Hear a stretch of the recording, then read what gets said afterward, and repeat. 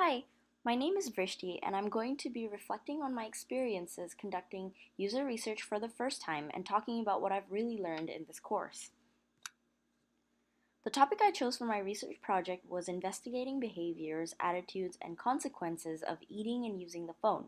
It was a really interesting and challenging research topic to carry out. I was curious about this topic because I was generally interested in people's habits while they use their phones, and it really has become a large part of our lives. I find myself eating and using my phone sometimes, and I wonder if there are others that share the same experiences and attitudes as I do. Conducting this research involved three stages: the field study, the interviews, and the online survey. In the field study, I used the deep hanging out method to blend into the environment and observe some of the behavioral patterns of people using the phone and eating. In the interviews, I wanted to understand the general attitudes and gain a deeper understanding of phone activities that I was not able to properly observe during the field observations. In the interviews, I'm sorry, in the surveys, I wanted to understand the trends from a larger population. In the field study, I was able to observe that many use their phones while they are eating alone. The majority of research subjects were also seen to have bad posture when they are using their phones while eating. They also tend to neglect their food and pay attention to their phones much more. The deep hanging out field study was effective in that it could give me an idea of the subject's natural habits and instincts without them noticing that I was observing them. It was also much easier to be discreet in public while carrying out these observations. The issue was finding out what subjects were doing on their phones because I was observing them from a distance. I was also not able to understand people's motives, intentions, or attitudes as they were eating and using their phones. The most I was able to get in terms of people's attitudes or emotions were just facial expressions. I found that taking notes on the computer was extremely effective because it seemed like I was paying attention to my own work instead of observing people. Typing on the computer was also a much faster way to take notes because I was able to get a lot of details. When I conducted the interviews, I was able to get a better sense of people's attitudes and intentions towards eating and using the phone. All interviewees engaged in some sort of social media use as a way to occupy themselves while they eat. The time and setting didn't really affect their likeliness to multitask as long as participants found themselves alone or bored. The interviews confirmed some of the conclusions I made during the field study. For instance, people use their phones when they are eating by themselves. It gave me a better sense of how easily bored people can get and therefore access social media apps like Facebook and Snapchat to occupy their eating time.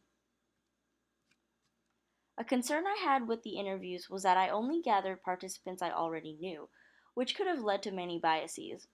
Follow up questions were also difficult to keep up with when the interviewee says a lot of things, or it can be tedious when the interview doesn't speak that much. After doing the interviews, I realized that I had to think about what I wanted to know first before forming the questions. It's also a good habit to practice running the interview with a friend before conducting the actual interview, just to make the interview experience better for your participant. In the surveys, it was found that participants who placed more importance on using the phone while eating were somewhat more likely to do so. A high majority of the participants preferred scrolling through social media as a phone related activity while eating, and found that they accessed their phones due to feeling bored. In the surveys, I was able to consolidate more data from a larger population of those who eat while using their phones. This means less biases. Because I had much more data, I was able to process that and create relationships with graphs to visualize certain trends. Surveys are also quite easy to make online. The problem with surveys, however, is that participants have the ability to be dishonest and give us the wrong information. Surveys also need a lot of thought in structuring the questions because we always want to keep people engaged while participating. I found that just like interviews, it's better to figure out what it is that we want to find out from the surveys and then form those questions accordingly. It's also great to have people test out your survey so you can review and edit before putting your survey out in public. Overall, everything I learned in this class was very applicable to a UX career, which I am pursuing.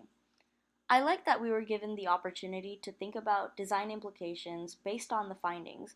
I believe that this project-based learning is much more effective than a theory-based class because I was able to directly apply and practice my user research skills.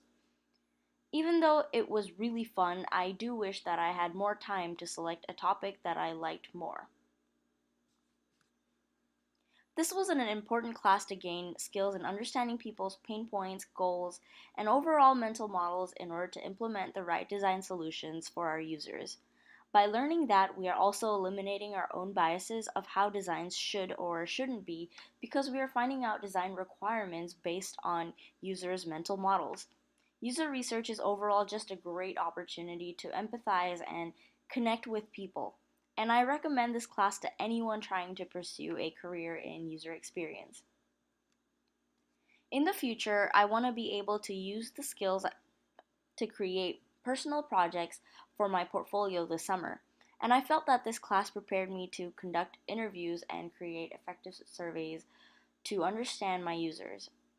Although I'm primarily pursuing a UX design career instead of user research, knowing user research techniques can help me communicate with user researchers more effectively so we can all work together towards creating better designs for everyone.